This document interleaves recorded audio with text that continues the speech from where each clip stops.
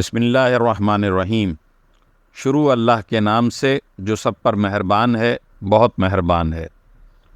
قسم ہے فجر کے وقت کی اور 10 راتوں کی اور جفت کی اور طاق کی اور رات کی جب وہ چل کھڑی ہو کہ آخرت میں جزا و سزا ضرور ہوگی۔ ایک عقل والے کو یقین دلانے کے لیے یہ قسمیں کافی ہیں کہ نہیں؟ کیا تم نے دیکھا نہیں کہ تمہارے پروردگار نے عاد کے ساتھ کیا سلوک کیا؟ اس اونچے ستونوں والی قوم میں ارم کے ساتھ، جس کے برابر دنیا کے ملکوں میں کوئی اور قوم پیدا نہیں کی گئی، اور سمود کی اس قوم کے ساتھ کیا کیا جس نے وادی میں پتھر کی چٹانوں کو تراش رکھا تھا، اور میخوں والے فرعون کے ساتھ کیا کیا۔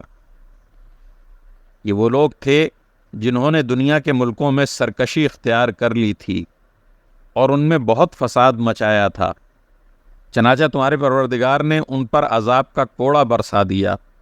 یقین رکھو تمہارا پروردگار سب کو نظر میں رکھے ہوئے ہے، لیکن انسان کا حال یہ ہے کہ جب اس کا پروردگار اسے آزماتا ہے اور انعام و اکرام سے نوازتا ہے تو وہ کہتا ہے کہ میرے پروردگار نے میری عزت کی ہے، اور دوسری طرف جب اسے آزماتا ہے اور اس کے رزق میں تنگی کر دیتا ہے تو کہتا ہے کہ میرے پروردگار نے میری توہین کی ہے۔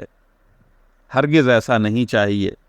صرف یہی نہیں بلکہ تم یتیم کی عزت نہیں کرتے اور مسکینوں کو کھانا کھلانے کی ایک دوسرے کو ترغیب نہیں دیتے، اور میراث کا مال سمیٹ سمیٹ کر کھا جاتے ہو اور مال سے بے حد محبت کرتے ہو۔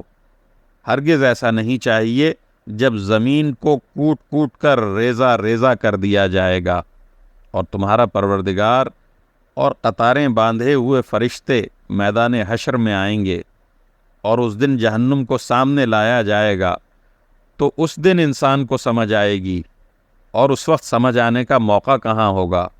وہ کہے گا کہ کاش میں نے اپنی زندگی کے لیے کچھ آگے بھیج دیا ہوتا۔